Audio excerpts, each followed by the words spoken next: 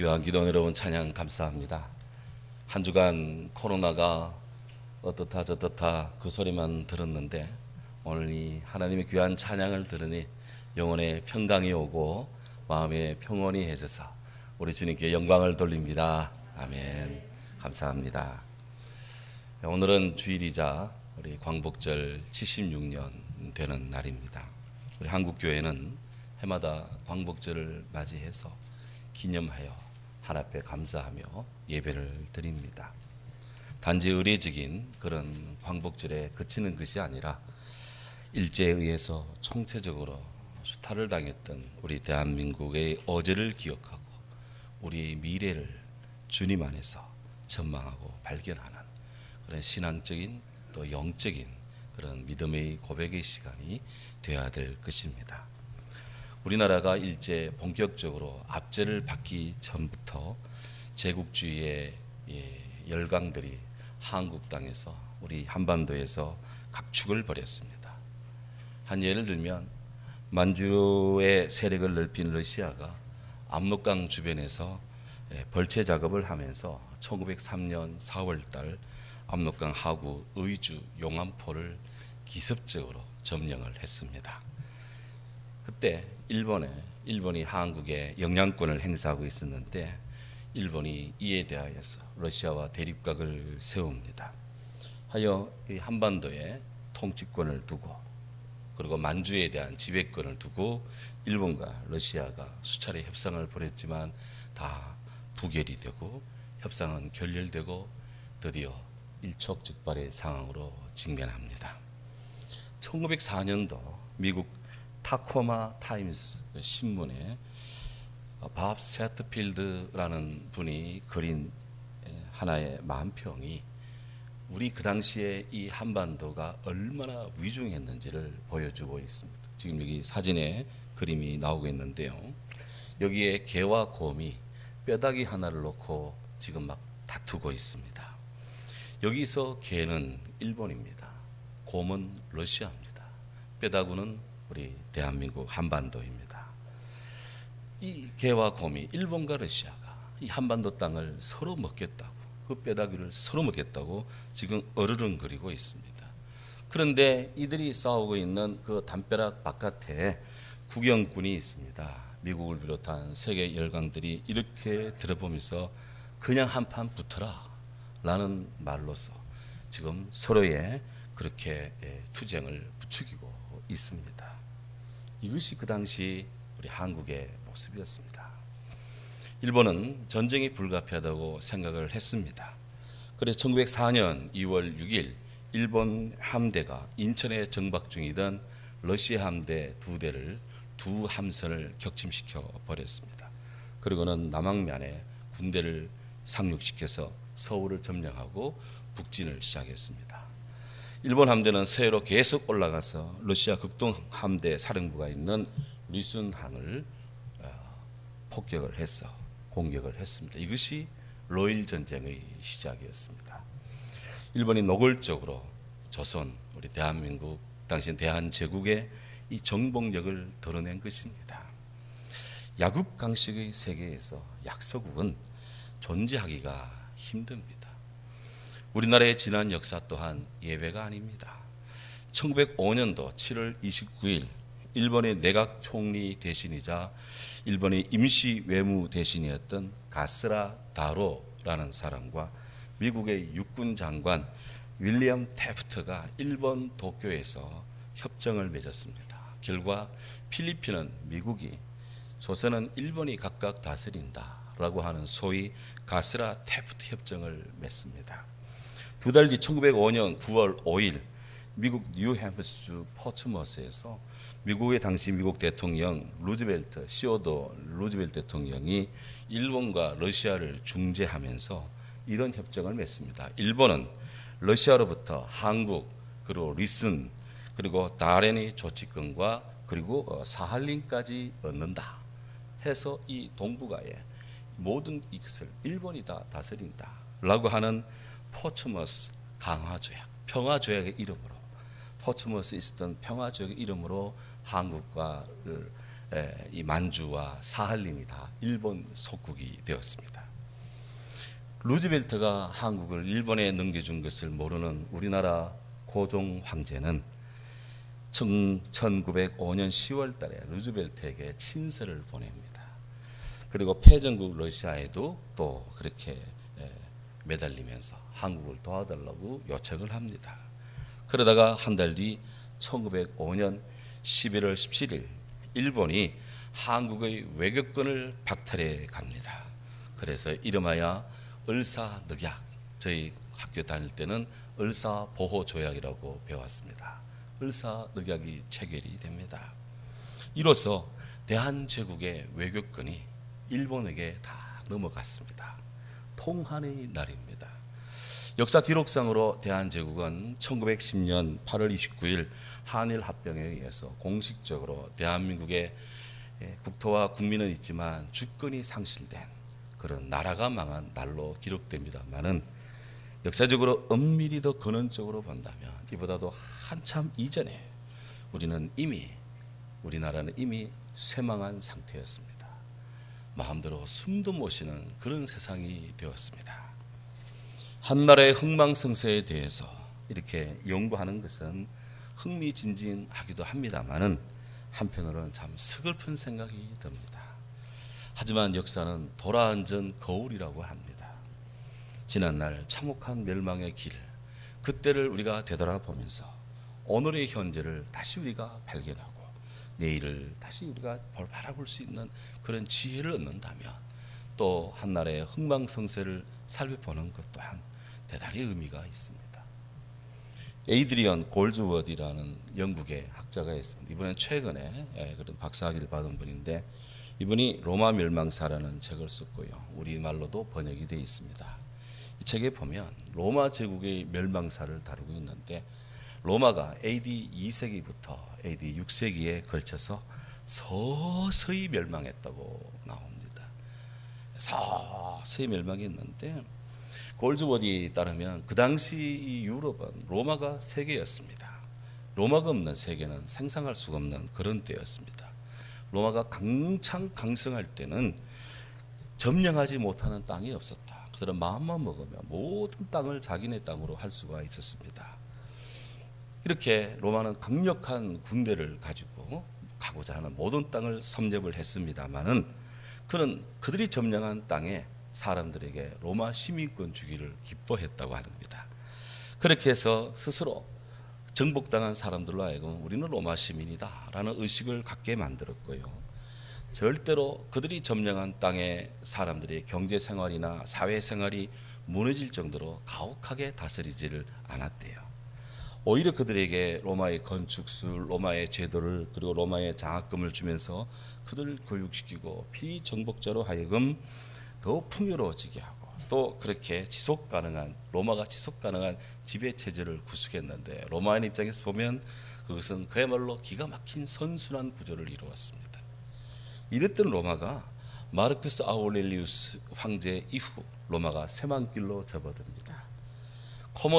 마르쿠스 아우렐리우스의 아들 코모두스가 황제의 자리에 오릅니다.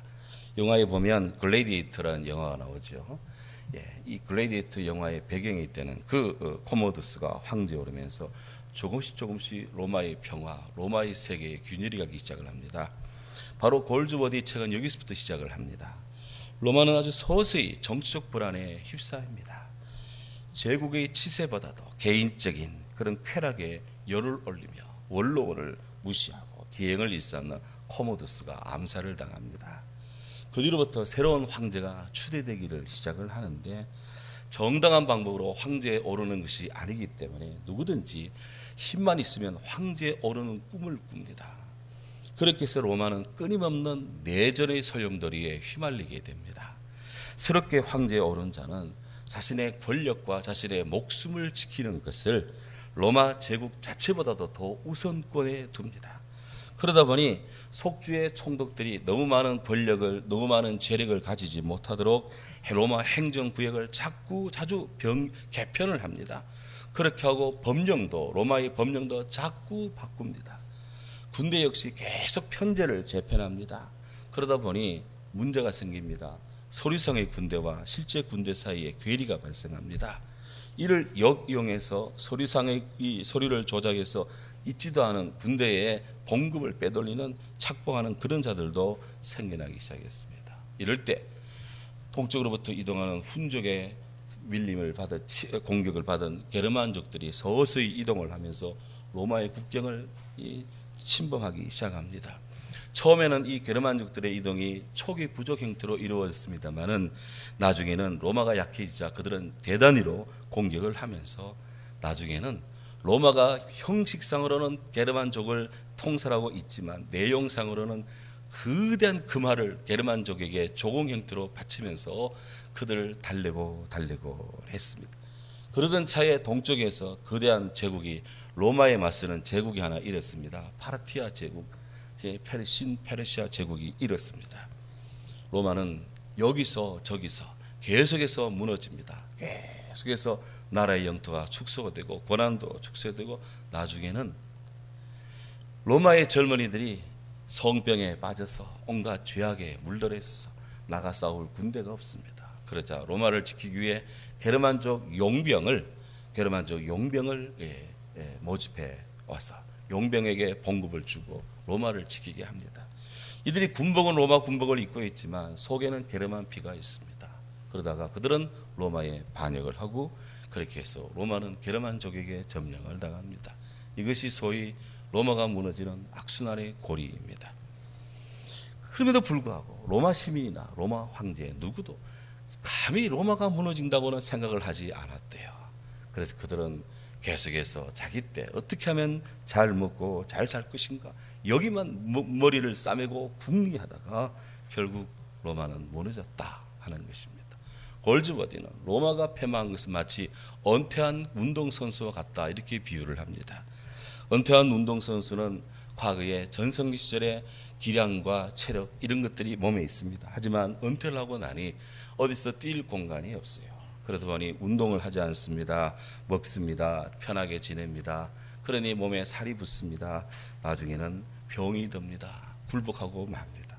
이렇게 해서 그 위대한 운동선수가 하나의 일반 서민들처럼 그렇게 몸이 시들어가고 만다. 결국 로마는 이렇게 스스로 무너지고 말았다라는 것입니다. 왜 무너졌느냐? 다만 너무 크기 때문에 그 과정이 자기도 눈치를 채지 못하고 무너지고 말았다. 이렇게 골즈워디는 로마 멸망사에서 정의를 내립니다. 아시아의 경우를 보십시오. 중국 진나라가 중국을 통일했는데요.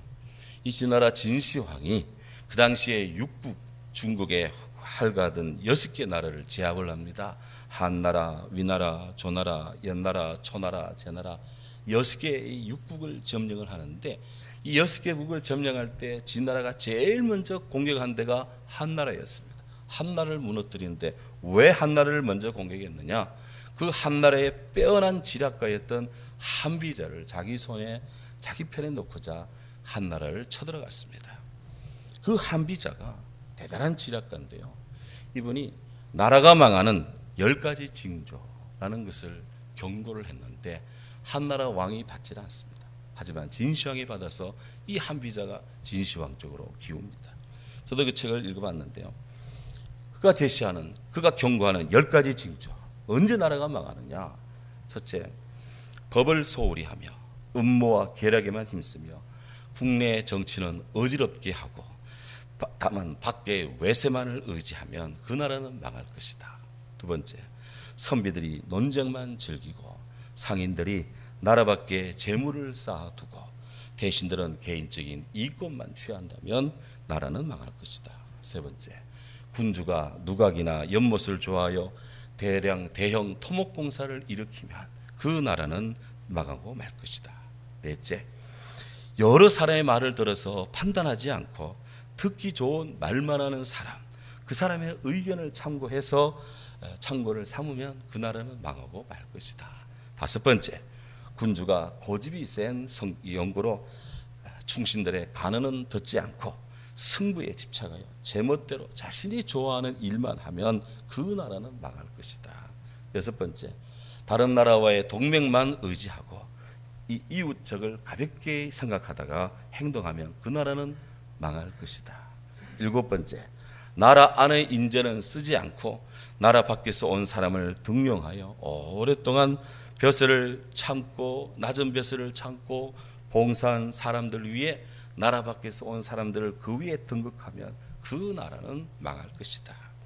8번째, 군주가 대범하다 해서 뉘우치는 것이 없고 나라가 혼란해도 자신은 재능이 많다 여기고 나라 안 상황에 대해서는 어두우면서 이웃 적국을 경계하지 않다가 반역 세력이 강성하여 밖으로 적국의 힘을 빌려 백성을 착취하는데도 이를 처벌하지 못하면 그 나라는 망할 것이다.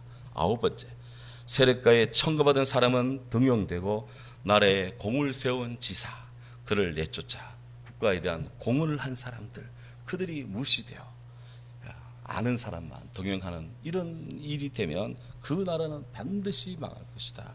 10번째, 나라의 창고는 텅 비어 빚더미에 앉아 있는데 권세자의 창고는 가득 차고 백성들은 가난한데 상공업에 종사하는 사람들은 서로 이득을 얻고자 반역도가 득세하여 권력을 잡으면 그 나라는 반드시 망할 것이다. 이게 한비자가 말하는 나라가 망하는 10가지 그런 징조입니다. 로마의 멸망에 대한 그런 교훈이나 한비자가 주는 경고이든 시대를 초월해서 우리들에게 어느 시대의 나라에게 그 말씀하는 역사에 교훈하는 바가 크다 생각을 합니다.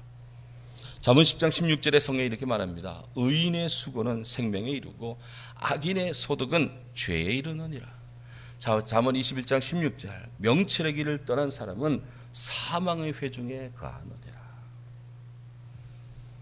아프가니스탄의 위기를 봅니다. 21세기에 또 하나의 비극이 지금 역사 속에 인류 속에 새겨질 것 같습니다.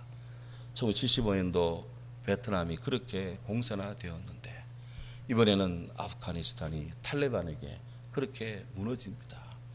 탈레반 병력은 7만 6천 명, 8천 명 정도. 아프가니스탄 정부군은 30만입니다. 얼마든지 막아낼 수 있을 것 같은데 아프가니스탄 정부군은 탈레반이 떴다라는 소리만 들으면 그들은 총을 던져버리고 자기네 군복 벗어버리고 민간인 복장하고 도망가기 바쁘다고 합니다. 지금 아무리 훌륭한 장비가 있으면 못합니까? 훈련이 안 돼 있고 정신무장이 안 돼 있고 싸우는 목표가 없고 결국 탈레반에게 먹히고 말 것이다. 탈레반에게 제일 희생을 당할 사람들이 누구냐? 어린이와 여성들일 것이다. 15세 이상부터 40세 이상까지는 탈레반에게 전부 다 강제로 시집가야 될 것이다. 이 이슬람 사람들은 중혼이 가능해요. 4명까지 부인을 둘 수가 있어요.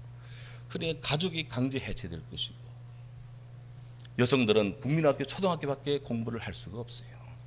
세계의 또 다른 암흑 시대가 또 한 번 펼쳐질 것 같습니다. 제가 어제 신문을 보고 또 영국 BBC 방송의 그 생중계를 보면서 속이 막 뒤집어져 가지고 어제 오후부터 2시부터 7시까지 제가 한마디 말을 안 하고 지냈습니다. 너무 침통하더라고요. 너무 아프더라고요. 저렇게 나라가 망하는구나. 사랑하는 여러분, 우리가 그런 나라에 있는데 하나님의 은혜로 이렇게 다시 광복을 맞았습니다. 다시 우리가 이런 위기에 봉착하면 되겠습니까? 오늘 예수님께서 12제자들을 세상에 파송하면서 복음 전도자의 자세 그리고 각오를 다시 한번 점검하고 말씀하십니다. 보라, 내가 너희를 보냄이 양을 이리 가운데로 보내는 것 같구나. 그러나 너희는 뱅어같이 지혜롭고 비둘기같이 순결하라. 주님이 그렇게 말씀했어요. 지금 주님께서 하나님 나라를 위해 제자들을 파송하는데 밖으로 지금 보내시는데 양을 이리 가운데로 보내는 것 같다. 그만큼 그들이 위험한 처지에 처하게 될 것이다. 그걸 주님이 알면서도 그들을 파견하십니다. 왜? 누군가는 나서서 복음을 전해야 되기 때문에 그렇습니다. 세상이 험악하다 해서 복음을 전하지 않고 세상이 어둡다 해서 교회가 문을 닫고 예배를 드리지 않는다면 세상은 이미 암흑천지, 이미 야수굴과 똑같습니다. 누군가는 가서 복음을 전해야 돼. 하기 때문에 주님은 지금 세상이 이 세상인데 양들이 너희들을 보낸다. 대신 너희들은 뱀처럼 지혜롭고 비둘기처럼 순결하라 말씀합니다. 이 세상은 어떤 세상입니까? 17절에 보면 사람들이 제자들을 공회에 넘겨줍니다. 공회 회당에서 또 국회의사당에서 그들 채찍질 가하는 만행이 벌어집니다. 18절에처럼 임금들 앞에 총독 앞에 끌려가서 거기서 죄 없는데 죄 있다 하고 고초를 받습니다. 12사도들 사도 바울 계속해서 그런 고초를 당했습니다. 사도행전에 보면 사도 바울이 고초를 겪는데 그 사도 바울만 하더라도 갈리오 총독, 베스도 총독, 벨리스 총독, 그리고 가이사랴 벨릭스, 그리고 데살로니가 읍장한테까지도 그런 고통을 당하며 매질을 당하고 그렇게 했습니다. 하지만 주님께서는 그런 참으로 가시밭길을 걸어가야 될 제자들을 오늘 격려합니다. 그럴수록 너희들은 뱀처럼 지혜롭고 비둘기처럼 순결하라. 주님 그렇게 당부하고 계십니다. 뱀처럼 지혜로워라. 이는 신중하고 분별을 갖추는 행동을 말씀하는 거예요. 비둘기처럼 순결하라. 이 말씀은 1차적으로 비둘기가 평화와 순결을 상징하는 것인데 그렇게 화목을 도모하고 그렇게 정결한 삶은 성결한 삶을 살라는 뜻이기도 합니다. 그런데 호세아 4장 17장 11절에 보면 비둘기에 대한 이야기가 나오는데 비둘기는 쉽게 미련하여서 쉽게 속아 넘어가는 동물이다. 그래서 유대 랍비들은 이 비둘기와 또 이 뱀 같은 지혜를 결합시켜서 말합니다. 하나님에 대해서는 순결하고 이교도들에 대해서는 지혜로워라. 이렇게 랍비들은 해석을 그렇게 합니다.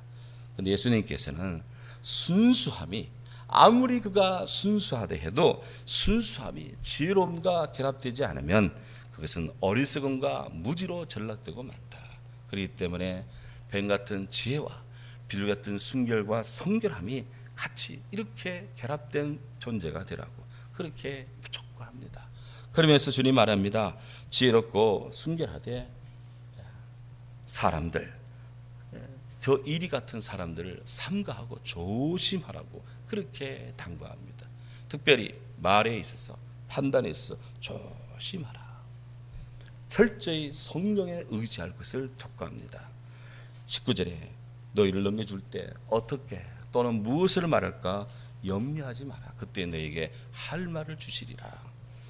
말하는 이는 너희가 아니니 너희 속에서 말하는 이 곧 성령이니라. 성령의 말을 하라. 세상에는 각종 말들이 충만합니다. 하지만 오늘 우리는 우리 주님 안에 있는 성령의 말이 이 땅에 충만하기를 우리는 기도해야 될 줄로 믿습니다. 주님은 제자들에게 성령의 메시지를 줄 것이니 너희는 이 말을 하라.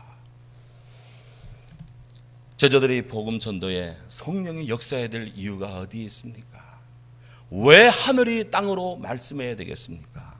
그것은 세상이 너무나 악하고 치졸하기 때문에 그렇습니다. 이어지는 말씀 21절 장차 형제가 형제를 아비가 자식을 죽는 데 내주며 자식들이 부모를 대적하여 죽게 되리라. 망주 아닙니까? 이것이 망주잖아요. 오늘날은 세상이 이렇습니다. 인간의 부패한 마음, 이 부패한 인간의 마음은 참 진리, 참 종교를 대적을 합니다. 받아들이지 않고 수용하지 않을 때는 대적을 하는데 대적할 때는 인류의 사슬을 끊을 만큼 가공을 많은 악을 품습니다. 그래서 형제가 형제를, 자식이 아버지를, 아버지가 자식을 막 죽는 데 내주며 그렇게 합니다. 하지만 우리 주님은 혈육으로 치장된 이런 영적인 싸움에서 결단코 양보할 수가 없다. 왜? 이 영적 전쟁은 영원한 아버지 우리 하나님을 믿고 하나님을 사랑하는 일이기 때문에 세상에 포장된 그러한 것으로 인해서 주의 이 복음이 결단코 멈춰서는 안 된다고 주님은 말씀합니다. 해서 22절에 너희가 내 이름으로 말미암아 모든 사람에게 미움을 받을 것이나 끝까지 견디는 자는 구원을 얻으리라 말씀하고 있습니다. 차마 형용할 수 없는 고난이 예수님 제자들과 바울 그리고 오늘날에도 역사 속에 하나님을 믿고자 하는 사람들에게는 늘 이런 찌르는 가시도 있고 십자가 짐 같은 고난이 있습니다. 하지만 그런 고난 속에서도 주의 십자가 지고 복음의 진리를 믿으며 배교하지 않고 끝까지 신앙을 지킨 자에게 구원이 있을 것이다. 주님 약속합니다. 사도 요한은 이기는 그에게 하나님 낙원에 있는 생명나무의 열매를 주어 먹게 할 것이라고 성경에 말씀하고 있습니다. 정령 신앙인은 예수님 때문에 자신의 생명을 상실케도 됩니다. 하지만 오늘 주님께서는 또 다른 한편에 그렇게 믿음을 지킨 자에게, 이기는 자에게 하나님 나라의 생명이 있을 것이다. 주 안에 있는 회복과 영원한 생명의 보존을 약속하고 있습니다.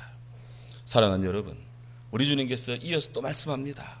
이 동네에서 너희를 박해하거든 저 동네로 피하라. 내가 진실로 내게 이르노니 너희들이 모든 이스라엘 동네에 다 다니기 전에 내가 올 것이다. 그렇게 말씀해요. 우리 주님은 미련한 아직과 우둔한 자아 때문에 불필요한 갈등을 만들어내 끝내 절망한 상황에 이르기를 원치 않습니다. 우리 주님은 제자들에게 순교를 강요하지도 않습니다. 중요한 것은 주의 제자된 주의 성도가 생명을 구하는 것은 그 자신의 삶을 위한 것이 아니라, 우리 자신을 위한 생명이 아니라 하나님 나라의 목적을 가진 생명을 가져야 된다는 거예요.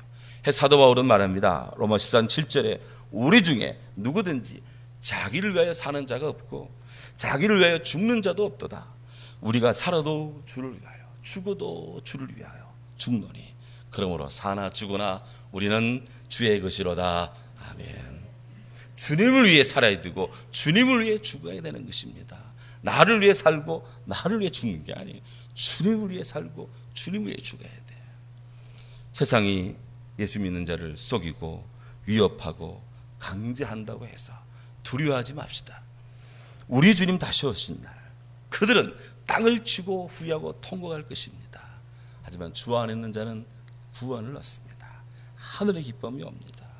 지난날 우리들은 열강들의 침략에 의해서 참으로 고통스러운 썬뿌리를 씹어야 했습니다.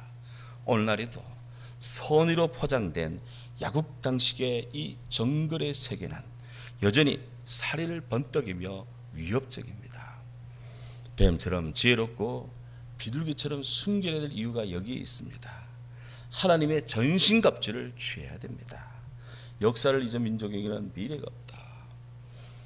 그리고 미래를 향해서는 용서는 하되 잊지는 말아야 된다. 그렇게 하면서 내적으로 외적으로 잘 준비되고 갖춰야 됩니다. 실력도 갖춰야 되고 능력도 갖춰야 되고 건강도 갖춰야 되고 올림픽 금메달뿐이 아니라 모든 면에 압도할 수 있는 것을 갖춰가야 됩니다. 우리는 땅도 적고요, 지하자원도 없고요, 우리는 가진 것은 사람밖에 없어요. 사람이 문제입니다. 그리스도인들, 한국의 기독교인들이 바로 서야 됩니다. 우리 모두 하나님을 위하여, 나라를 위하여 믿음의 행로를 끝까지 지키되 세계와 미래를 내다보는 지혜의 통찰을 소중히 여기는 복된 주의 성도 되기를 주의 이름으로 축원합니다. 아멘. 기도하겠습니다. 귀하신 주님을 찬양.